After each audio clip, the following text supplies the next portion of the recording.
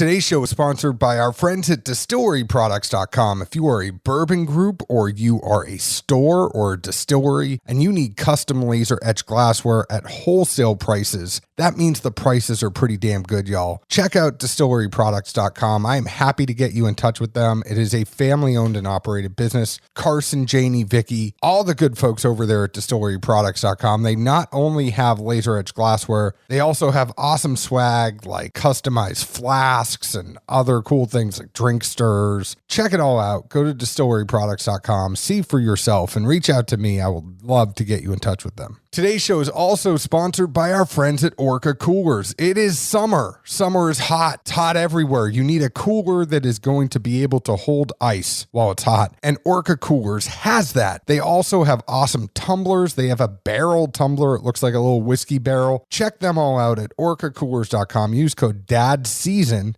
and get 20% off your order. That's DADSEASON. Make sure to check them out. Get a cooler or a tumbler. I mean, that cooler holds ice 3, 4, 5 days, no problem. I mean, you open that thing up after a few days, the ice looks like you just put it in there. Make sure to go to orcacoolers.com and use code DADSEASON. All right, we all hear the trumpets every single time we turn on the TV. That is because it's the Olympics, and Action 24/7 wants to let you get in on the action with daily promos, boosts, and patriotic parlays. Check their social media every day to see how you can make some money while cheering on the USA. There's MLB Free Bets the rest of the week through Saturday. Bet $30 on any MLB game, and you get a $25 free bet. One per customer. You can bet AAA at action247.com, and they also have free-to-play games every day. Use code DADS100. They will match up to $100 of your first deposit. They have some big games in the work for the Music City Grand Prix and week 1 of football season, so stay tuned. Go to action247.com. Use code DADS100. I'm glad to see him wearing blue because he graduated from Ohio State University, and I am not going to say the for you. Man, that's tough. I'm blue right off. I'm just saying, I know I'm wearing red, you're wearing blue. What I was telling Ann, and I'm going to introduce everybody here in a second, but what I was telling Ann, going to Kentucky, there were a lot of Ohio State rejects. And they would walk around the University of Kentucky all the time in Ohio State gear. And it just grinds my... I love Columbus as a city. I can't stand Ohio State. Can we still be friends? And we're out. Ann's loving this. She graduated from that school up north. Or she's not graduated from the school up north, but she's from that state up north. I grew up in a Michigan State family, so we grew up not liking Michigan either. The funny thing I will say too is I am also from New England originally. So being a big Tom Brady fan, I might have Tom Brady's Michigan jersey.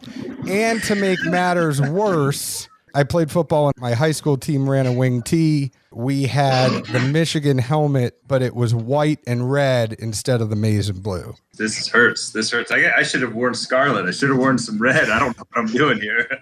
I told you. I said before we started recording, you didn't know what you had in for you. Cover up my red shirt with some bourbon. Funny. A funny story. When we first started, our first 2 bottles were yellow and blue. I took some heat in Columbus, Ohio for that. And I kept telling, don't worry. When the bourbon comes out, it's going to be red. We'll get there. Don't worry.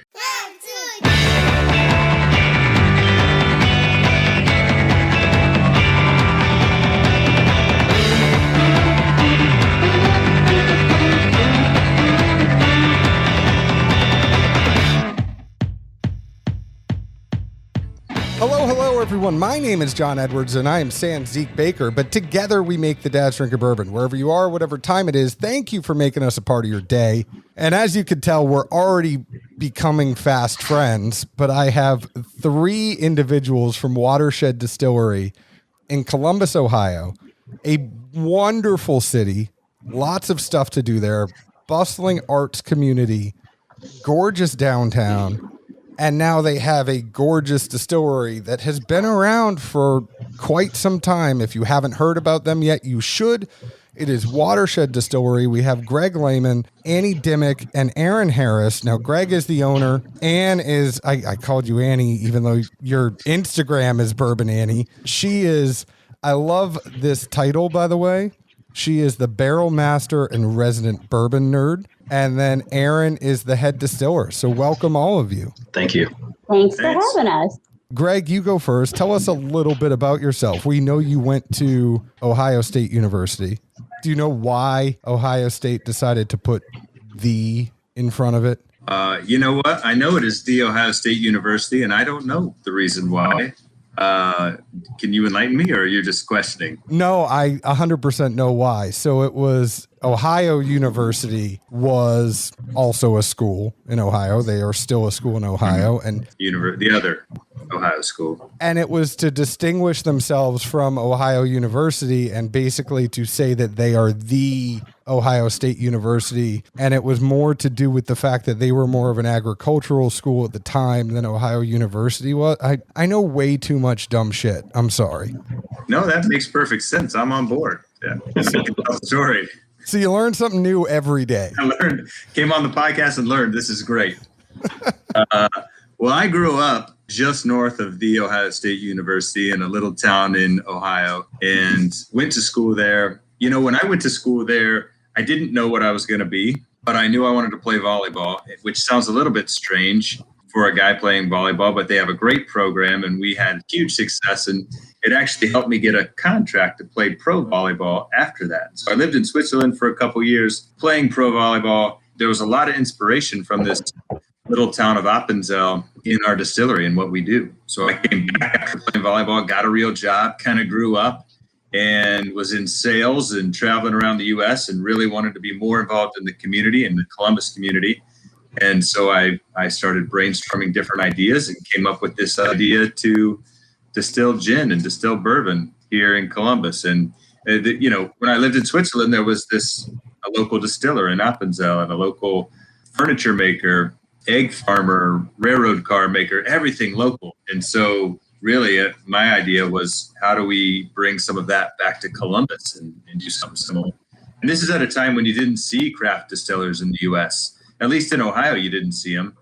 There were some on the coast, but it was pretty unique to bring that to Central Ohio at the time. And it's funny, I didn't have any money. I didn't know how to distill. But when you go out and you ask your friends, hey, should I make gin? Should I make bourbon and leave my job? And every single one of them was like, yes, go do this, please.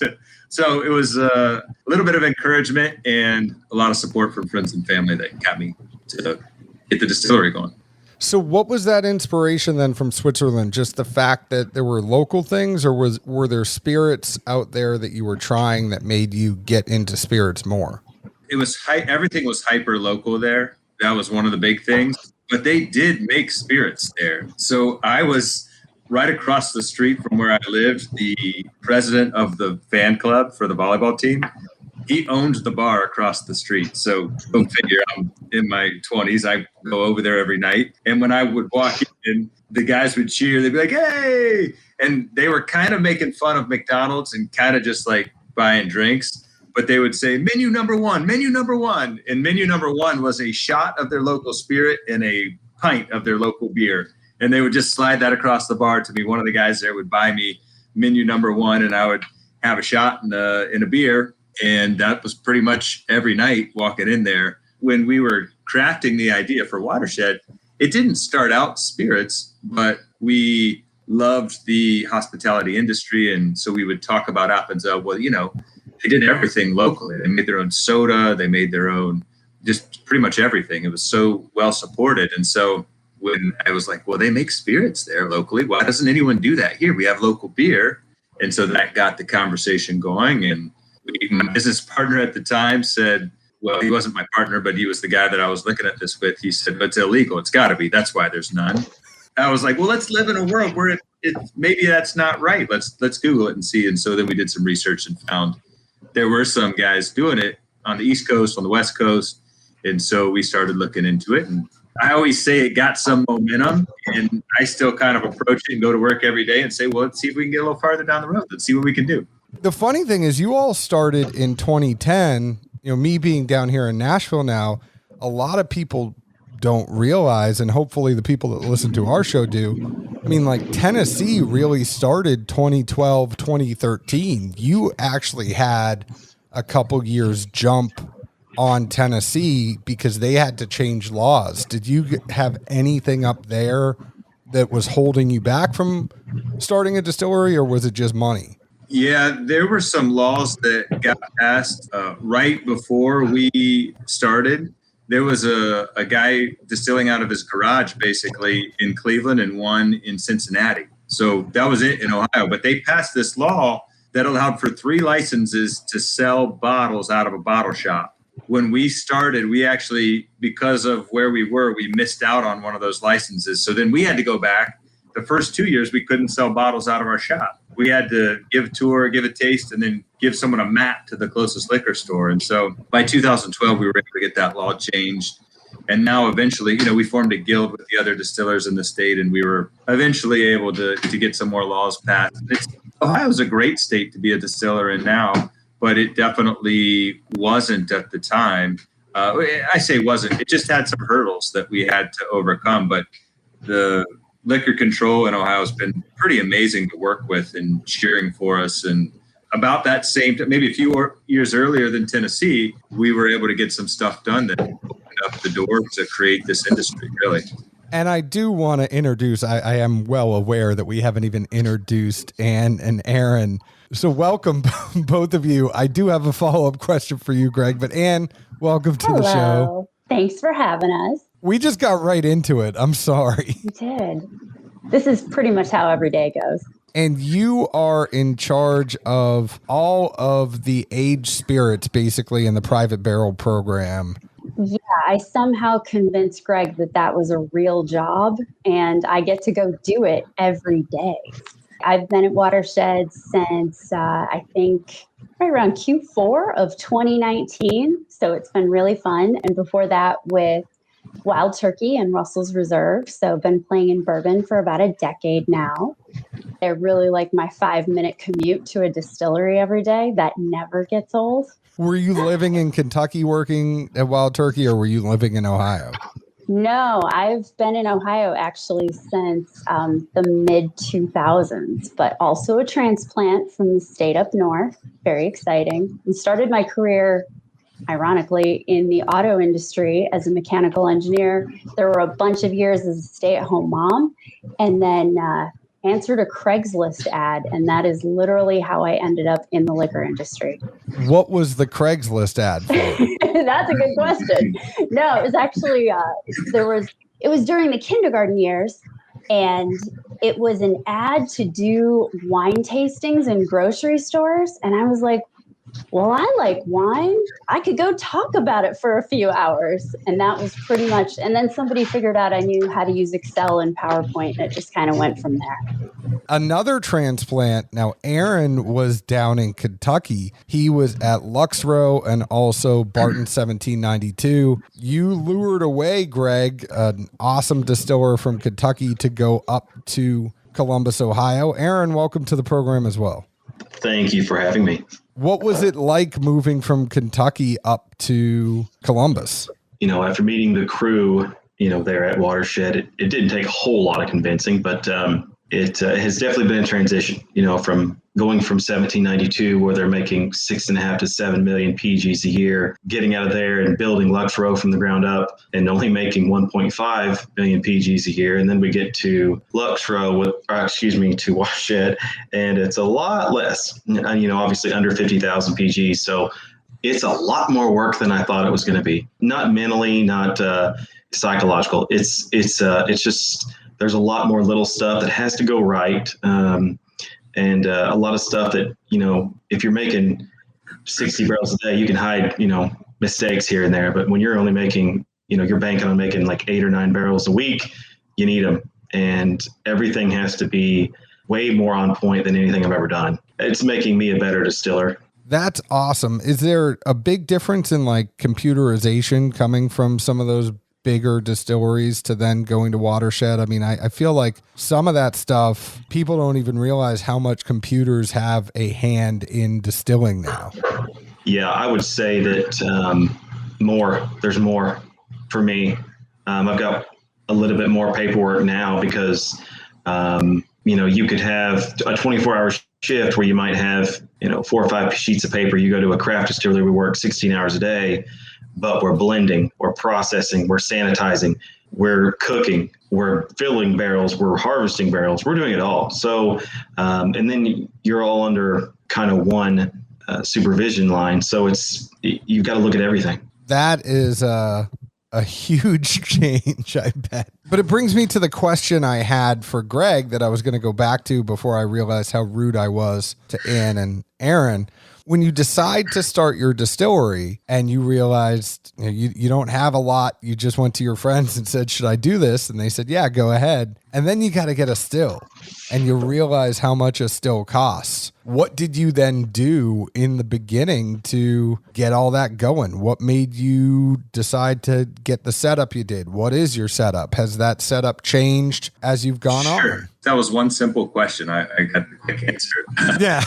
It's so we started out and we looked at a number of different still manufacturers. And actually the one that we chose, we loved the quality on it, but they also agreed it was Kota was the still manufacturer and it was made over in Germany. And they agreed to bring the expert from Germany over and their manufacturing rep in the US down to help set it up and train us on it. They also had us in Chicago.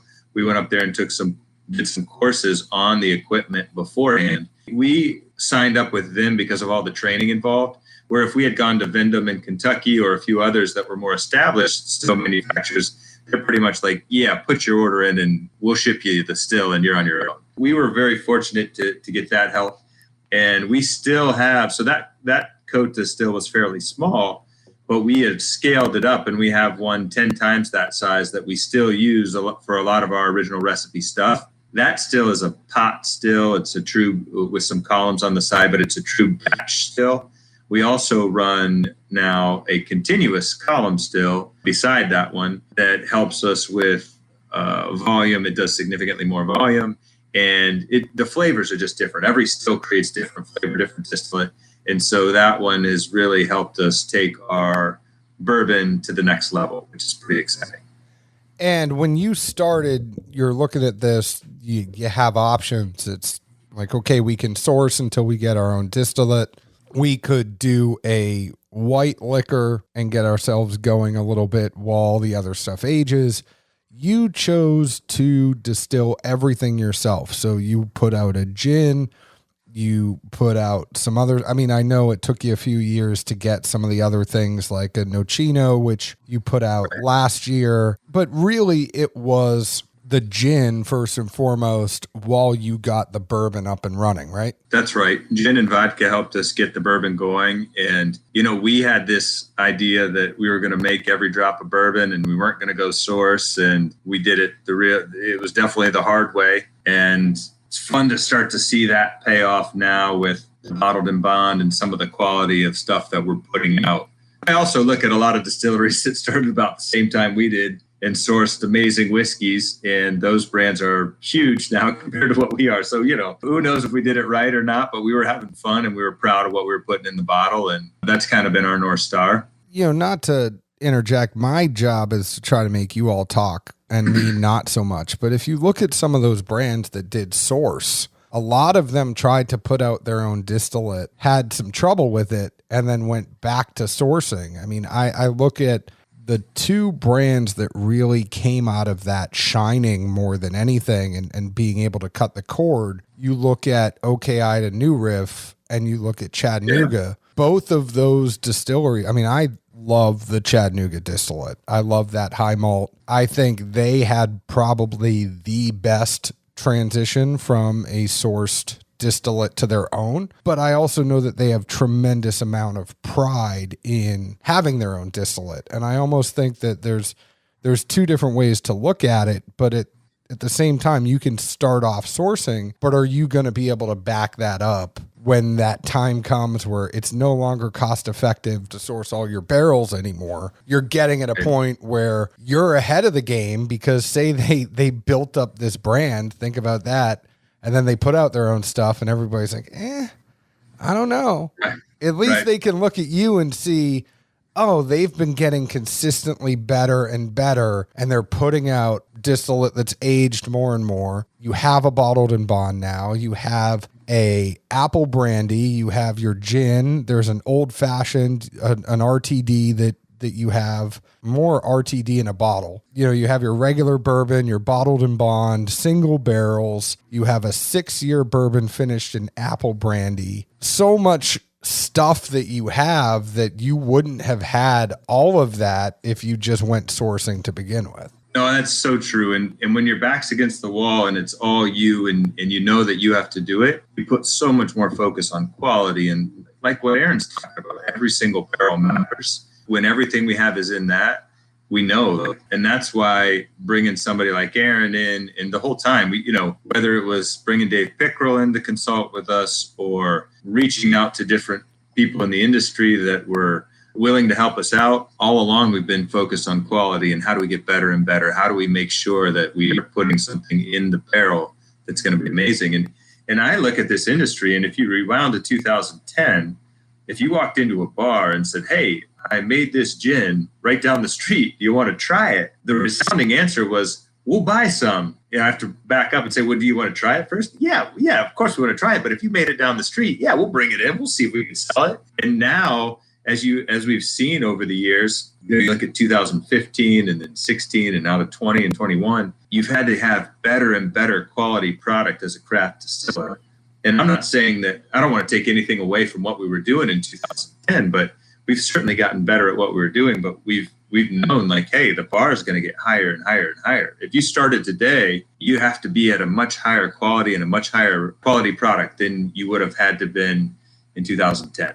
And so we've chased every detail and chased quality the whole time so that we can get better and better, knowing that what we're putting away now is going to hit the market, especially on the bourbon side, in 4 or 5 years. And I think Aaron can appreciate this as well as you, Greg, but there's something to be said about, there is sometimes a craftiness, and I know that's not a good tasting note, but sometimes when you taste craft whiskey, it's a little bit rough around the edges opposed to what, you know, one of those plants that puts out the amount of PGs that Aaron was talking about could actually put out and blend it together.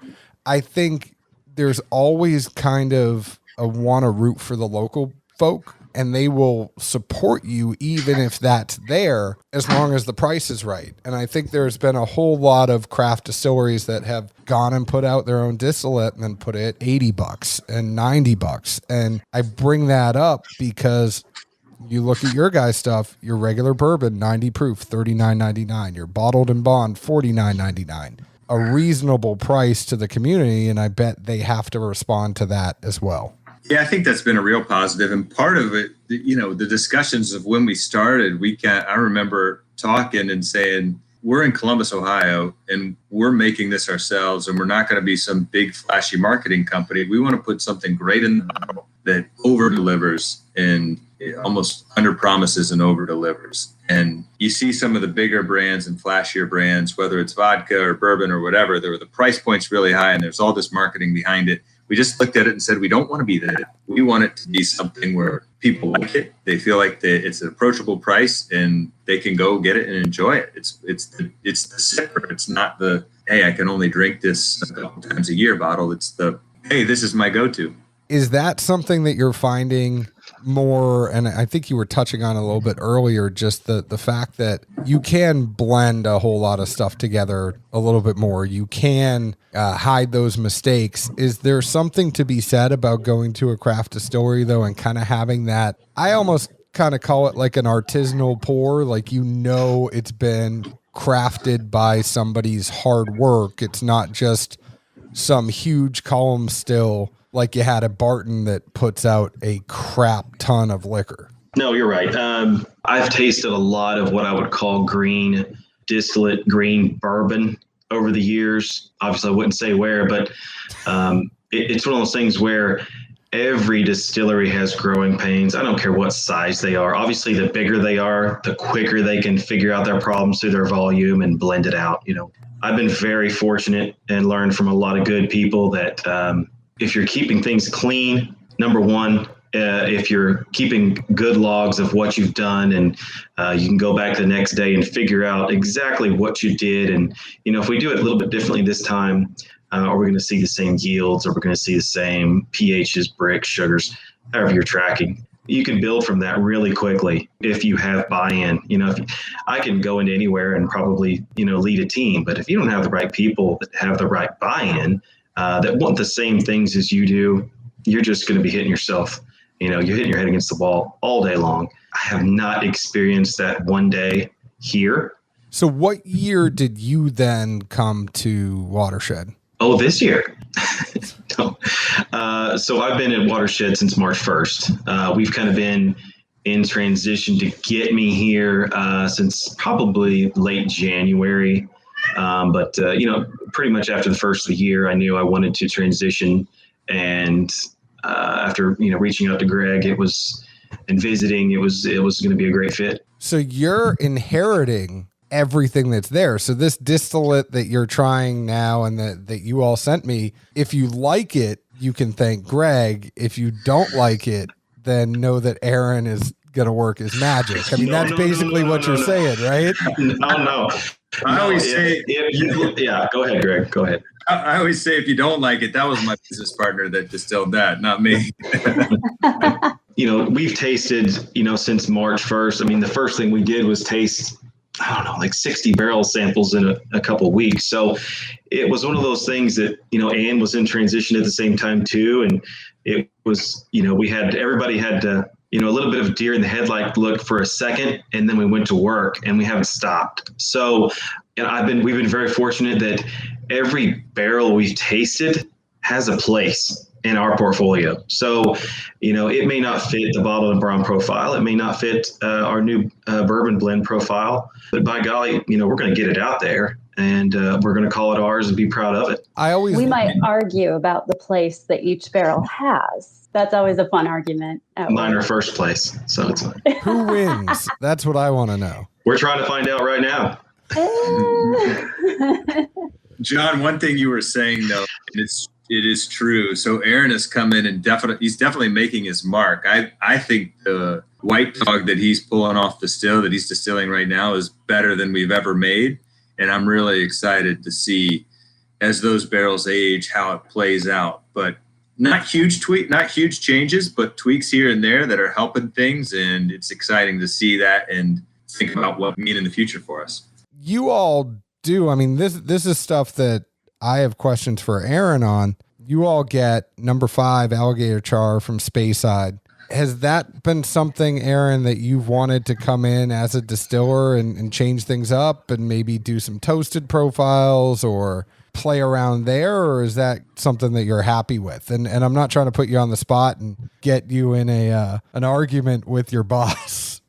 No, not at all. I think that's a fair question, and I think it's a question that I think a lot of people might ask of a distiller. To be honest, the legwork was already completed when I got here. They knew from our current supplier that the number 5 was going to work best for the flavor profile we were putting into it. One of my biggest goals when I took the position was I'm not here to make something that's going to win a gold every day, but I want consistency. I want a consistent product. I want, when anybody thinks of Watershed, I want them to think that it's delicious. It's something different that they've never had, and they love it and they want to tell their friends about it. That's what we're going after. I'm not going after something that's, the fad for this season. We want to tell the world, how established we are in Columbus. No, and that's fair. The mash bill that I'm interested, Greg, how you came up with it, but it's 72% corn, 21% rye, and 7% malted barley. When you all take a sip of Watershed, you're going to get a little, I call it that little Pop Rocks tingle when you have a higher rye, and it just kind of makes the front of your mouth tingle a little bit. I totally get that on this. But how did you decide on that, alligator char and the mash bill? Did you try a whole bunch of distillate before you settled on the one that you all use now? Yeah, the simple answer is yes. We over the last 11 years, we've been making whiskey and trying different mash bills and barrel char and trying to figure out what makes the most sense and what we like. And if you looked at There have been multiple changes in mash bill throughout the years, and we really settled on this one, and we've been consistent now for, I think, about 5 years with this mash bill. But there was a time when it was shifting pretty regularly. You think about when you make gin, you can go make gin and start it in the morning, and then by the afternoon, you know if you like that gin or if you don't like that gin, and you can change them. You can do several different gin recipes in a day if you want. And so the learning curve on gin was pretty quick, and we made some, adjusted, made more, and we got to the point where we loved gin. And you're talking months, not years, to get to that point. And with bourbon, it's a whole different thing, because you make it and you put it in a barrel and you have to wait for 4 years. I mean, you get an idea after a year, after 2 years, after 3 years, you can start to taste more and more. But it definitely took a lot of time to dig in and get that mash bill where we loved it. There were factors influencing us as far as grain sources and barrel sources along the way. But yeah, there were a bunch of factors, but basically it came down to tasting and what we liked. Now, speaking of what you liked, I mean, you got a Nocino that you put out. You have Nocino finished bourbon. You have the apple brandy, and you have an apple brandy finished bourbon. And this all started because you have just released the bottled and bond bourbon and the apple brandy finished bourbon. What made you go for those other things? Is that influence that you have kind of traveling abroad, trying Nocino overseas? Where did that and the apple brandy come into play? Apple brandy was a result of us living in Ohio, and there's some great apple cider produced there. And, you have a still and you see something that you can ferment and make something delicious out of it. It's one of those things where curiosity wins, and you start fermenting apple cider, and the next thing you know, you distill it. We distilled some on the column still, some on the pot still, and it was wildly different from the same batch of cider, hard cider. That was more of a curiosity thing. Nocino was a special one. So a local doctor came in really when we first started. We were probably a year or two in, and he came in and he shared Nocino that he had made at home. And he was a local foodie and had done some research and loved to make stuff. And so he shared this with us, and I didn't know what Nocino was at the time, but I tasted it and thought, this is amazing. But we were making other stuff. We were really focused on bourbon and gin at the time. And so we kind of dismissed it and said, well, it's amazing, but we're focused on other things. Well, he kept coming in, and we got to know him pretty well. And eventually, this is probably 4 or 5 years into starting it, he invited us to his house early one July probably about this time of year, to make Nocino. And so we picked walnuts and chopped them up and added the ingredients and took the bottles that we had just made down to his cellar, because it has to sit for about 4 months before you drink it. And when we were down there, he pulled out some older bottles that he had made in years past. And we were on his porch a few minutes later, sipping this stuff and pouring it over vanilla ice cream. It was kind of this magical moment where we realized, all right, we have to make Nocino. We're going to bring this to Columbus. We're going to bring it to Ohio. We want to share it with the world. And he wasn't looking for anything from it. He wanted to share the recipe. He wanted someone to be able to make this and share it with people. And so if you turn our bottle over to the back and look at it, it says, "Thanks, Charlie," on the back. And Charlie's the one that shared the recipe with us. And he's a local, at the distillery, he's distillery famous. He's a local celebrity there when he comes in. And we definitely like seeing Charlie, and he's been good to us. That's a great story. What I'm wondering, though, any plans in the future to try to distill some Buckeyes? Is that even possible? I think they're poisonous. There's no Buckeye distillation going on. But I really do think that we need to add peanut butter whiskey to our innovation plan, Greg. Definitely. If you even kidding. You could do. I know Ann too well. Don't knock the peanut butter whiskey. It's great stuff. I went in there thinking I was going to hate it, like hate it. And then you have it and you're like, this stuff ain't that bad. But my biggest knock on those flavored whiskeys is there's never one that's 80 proof. They're all 70 proof or lower. And I just want one Like, and a fun thing to do is actually, if you take the moonshiners that we have in Tennessee here and you take some of their chocolate moonshine and you put it with the peanut butter whiskey, you've just made a Buckeye in a bottle. Yeah. You're onto something there. Just saying. You might not actually distill an actual Buckeye, but you could make a Buckeye blend. We could have the first ever barrel strength peanut butter whiskey. Think about it, guys. It's amazing. Aaron, don't hate on it. If you take some of that sipping cream and then you put that with the peanut butter whiskey, that's pretty dang good too. Like, I mean, trust me, I love drinking neat, but sometimes that's pretty fun. I'll never knock on the way anybody drinks their whiskey or alcohol of any kind, but I'm not drinking it with peanut butter in it. Can't do it. Unless you're going to put, some nice big fat pieces of bacon in there with it. I might touch it. Imagine that. You could do a peanut butter and chocolate whiskey cocktail with some bacon on top. Totally. You all have a tasting room. I'm not going to say no to trying a sip of it. I don't know if we're going to try to make it. It's pretty fun. And look at the smile that you gave Anne just from her even mentioning it. Well, I was going to say, I know. Speaking of drinking whiskey, did you have a chance to try any of our brand new Watershed Bottled in Bond?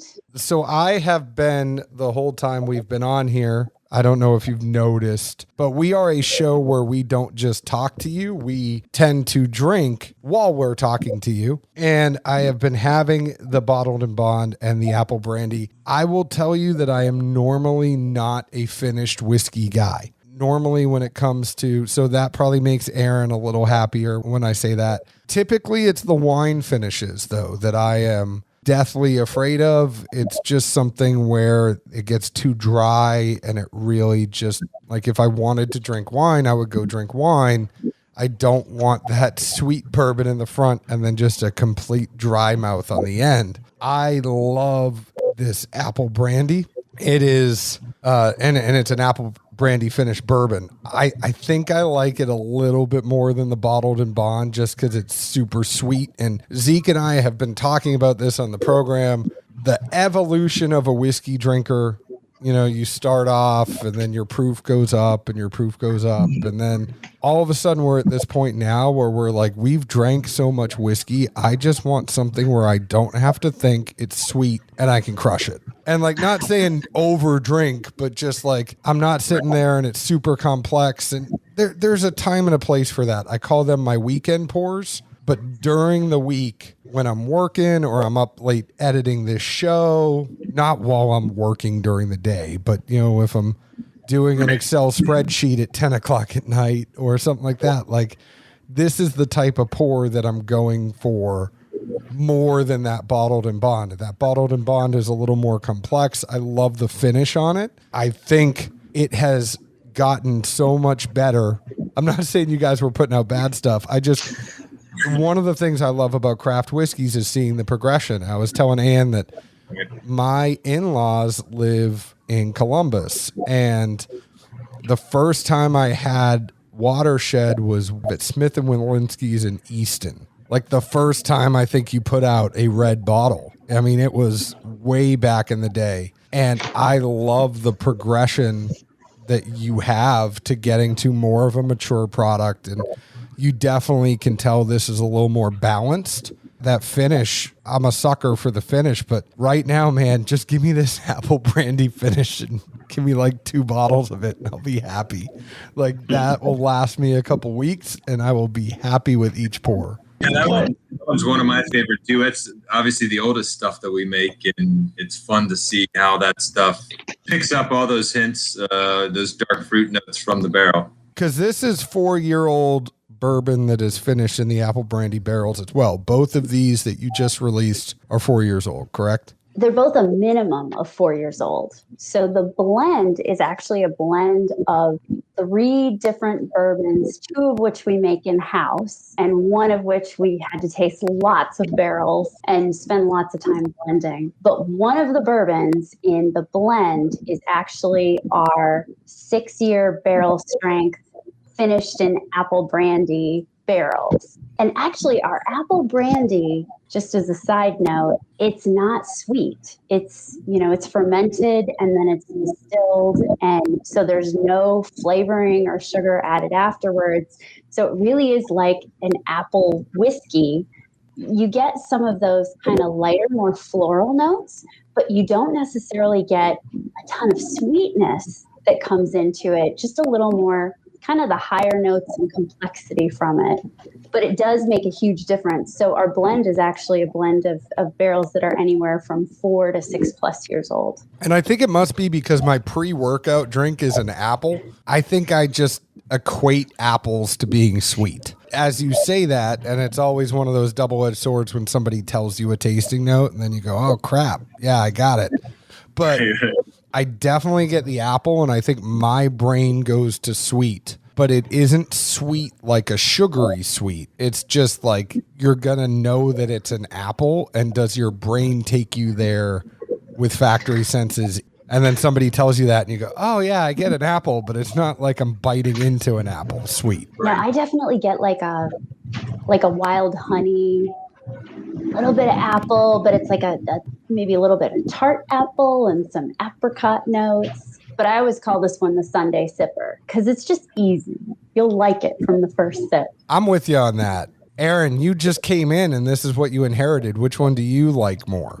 I've got 3 kids, so that's an easy question for me. I can cop out and say I love them all the same, and they all serve a different purpose. Yeah, but I'm going to put you on the spot because these aren't your kids yet. The ones that you're laying down now are your kids. Yes, they're still screaming.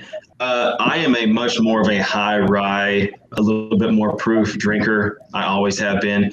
Anything less than that, it just, okay, where's the other stuff? So for my taste palette, my bottled and bond that we've created, my bottled and bond that I'm looking at, that is our creation, but that's the one that I will lean to if I'm going to pour me a sip of anything right now. Our Watershed blend is more or less a statement that we're making beyond the bottled and bond. Get past the fact that it's bottled and bond, that we actually got to that point to do that. But this is the new statement of our bourbon. That's Watershed bourbon. That, like you said, that little hint of apple is going to remind everyone that that's Watershed bourbon, and they love it. It's connecting themselves to a memory. I like that. It's kind of your signature. And I know we haven't got to really talk to you in depth. And now I think it's time to get into your area because oh boy, getting into the fact that the whiskey is a little bit older and you have to have a little bit older whiskey before you can bring someone like you in to be the barrel master and the resident bourbon nerd. If you're going to start doing single barrels, things like that, I mean, that's something where you can't just go ahead and do that and be like, oh yeah, we have 2-year-old distillate, go pick a barrel. I mean, there's people that do, but we don't do that. But what's that been like? Because you just came over, you have experience from Wild Turkey and Russell's Reserve, where we all know how much single barrels matter down there. And oh, that's what made me fall in love with single barrels. Rick House with Eddie Russell, and I mean, you'll just never go back. It's like this is what I'm supposed to do with my life. Fun fact is we got a cease and desist off of a Russell's Reserve. It's the only sticker we have ever got a cease and desist on. Was it smoked turkey? No. What was it? Smoked turkey is a pick that we did that was great. Okay. But it was the year before smoked turkey, and we had a buffalo with a sign placard on it that said drank more turkey. And it was kind of like a certain chicken place. And oh, that's great. The chicken place called and said, please do not do that anymore. Oh. And it was like, fine, it's a single barrel pick. It's gone. You're never going to see it again. Right. We won't sell anymore. Yeah, it's not. Well, and we didn't even sell it. They called the store. We were all like, all right. I mean, it sold out in a couple hours, so I don't know what to tell you. But what's that been like? I mean, that made you fall in love with single barrels. What was it about that whole I mean, I know what I like about Russell's Reserve single barrels, but what made you fall in love with single barrels?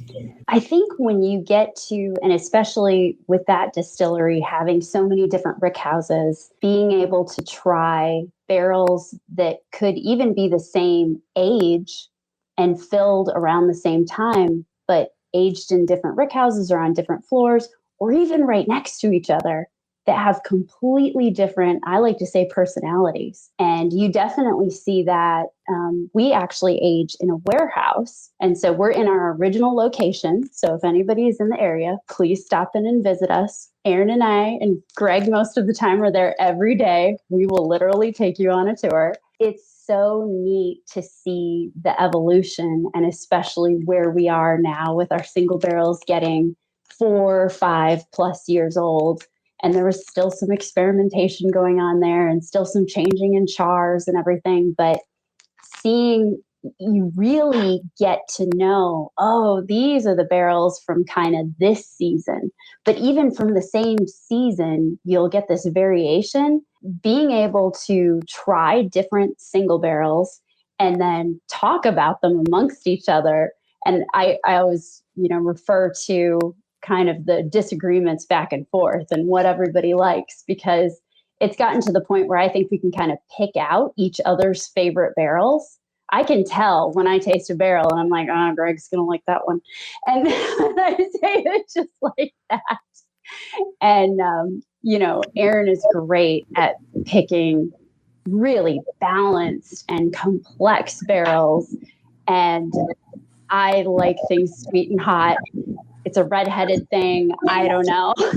So, we all have like our own sort of flavor profiles that we go for. And it's just being able to taste different barrels and talk about it is what's so fun. Is it one of those things too where you almost have to put that hat off and realize like I have to pick a barrel not necessarily that I'm going to like, but that more people are going to like? Oh, definitely. But so you're blending for certain flavor profiles, and there's definitely a flavor profile that I think we all agree on for bottled and bond.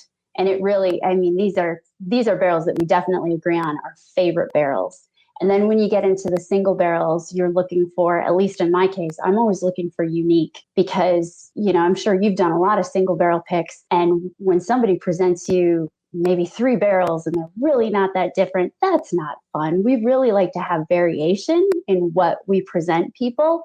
And then there's also the signature flavor profile, the easy, approachable for everyday Watershed Distillery bourbon. So it's a very hard job, but we have to taste lots of barrels, make lots of notes, and kind of sort them out. And then even when you taste them and then you start putting them together, sometimes you can have a whole bunch of great barrels, but the outcome isn't great. And then so you have to start going through and you have to say, okay, well, what are we missing here, and look for other flavor profiles to add in.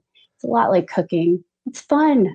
Are you starting to see a lot of the groups come and try to do picks, or is it more just stores? Because it's always that evolution. When you see the groups coming to do picks there, things are about to get pretty crazy pretty quick. We've had both, and both types of people coming to do picks, they're totally different in what they're looking for. They're both so much fun, but for different reasons. I love when the barrel groups come in, because you really get the personalities and some great conversations going. And then, the retail buyers usually have some pretty discerning palates. So it's really interesting to taste through barrels and hear other people's take. Yeah, it is a blast. I know that you were in Ohio, Michigan, Kentucky, Georgia, New York, New Jersey, Illinois, Florida, and Washington, D.C. Why aren't you in Tennessee? Greg, we haven't made it there yet. Yeah, we haven't made it there yet. I think Tennessee's interesting. Nashville's such a cool city. It's such a fun town, but I feel like we're treading water in the states we're in, trying to keep up. But Tennessee's coming. We would be excited to be down there. I always just tell people, don't overlook Tennessee, because it's so funny to me that people don't realize it. Like, the Nashville bourbon community is huge. The Nashville whiskey community is huge. You know, we have all these distilleries down here, and we're 2.5 hours from Bardstown. You'd be amazed at how many people drive from here up there just to go to a release. Like, that's how crazy we all are. You have no idea what it's like until you release here and you come down here. And I can't wait until you do it, because call me. I will be your tour guide and I will take you around. I mean, the distributor could do it, but I can do it too. I'll take you around. I'll get you in touch with the people. It'll be a fun weekend. That sounds like a lot more fun. It is. I promise you. Those ride-alongs are rough because they schedule you like down to the minute and you don't even get to eat. Yeah, some of them can be pretty rough. You're right.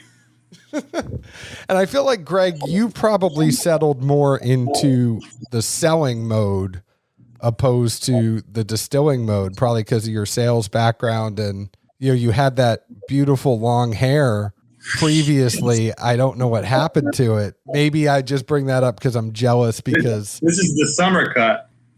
I can't grow hair. But if you Google Greg Lehman, like, you could have put it in a man bun. Yeah, it was pretty close to a man bun. You're right. It's definitely shorter now. It's shorter and a little grayer. It's hard to see here in this light, but distilling for 11 years starts turning it pretty gray. I have gray in my beard and it's rough. I mean, like, it's just, you know, the fact that I can't grow hair on the top of my head and I have gray in my beard now, I'm like, crap, this is what it's like to get old. It's painful. My beard is pretty much white. I can't even say there's gray in it, especially down here. It's very, very white these days. And don't worry, I only give you hell for that because I'm very jealous of your hair. I mean, people look at pictures of me with hair and they think I'm a completely different person. Like, they'll be like, hey, this like thing showed up in Facebook and it was memories from like 7 years ago. Like, who's that guy in the picture with your wife? I'm like, yeah, that was me. I did not send pictures of the long hair in the email, just so you know. That's fair. Was this a point of contention that I didn't know about? No. No. Hair's always changing. Don't worry, Ann. I do my homework. I dig up those things in the past, but I would say what's next for Watershed. But I mean, I kind of feel like you all understand from the statement, Greg, that you said treading water. It's like you're not going to throw out a whole bunch of SKUs at this point because you really just want to satisfy the markets you have and maybe go to new markets. That's probably the next thing for Watershed, right? Yeah, absolutely. We see that we're just scratching the surface in a lot of these markets we're in. And so how do we continue to make great stuff? And that's what Aaron's focused on. And as we get more and more online, can we go to new markets? Can we satisfy the markets we're in? And, you know, that's the fun part. When we broke into Michigan a few years ago and got to spend some time in Detroit and learn about that city, it's been great. It's been fun. But I think about Nashville. Nashville would be great. I know we'd have a great time down there. I know it'd be fun to get to know the city and the restaurants and the people down there. So that's when it gets exciting, when we're taking the whiskey out and sharing it with people. Well, we can't wait to see when it happens, and we can't wait to follow you along in the future. I try this Bottled and Bond if you can find it. I know a lot of people from Ohio listen, and I know a lot of people in Michigan, Kentucky, Georgia, New York, New Jersey, Illinois, Florida, and Washington, D.C. listen as well. Find Watershed all over the grams. I think it's Watershed Distillery. You can find Ann at Bourbon Annie. You can find them at watersheddistillery.com. Thank you, Greg, Ann, and Aaron, for coming on. This has been a pleasure. I know we're going to have to do this again. I'd love to have Aaron on again in about 6 months and see what it's like for him after he's had more than like 2 months to work. No, it's really been a pleasure. Thank you guys so much. It's been fun talking with you. Find us on Facebook at Dad's Drinking Bourbon, Twitter at Bourbon Dads, Instagram at Dad's Drinking Bourbon. Find us wherever you download your podcast. Chances are you already have because you're listening to us right now. You can also find us here in Nashville, Tennessee. Cheers.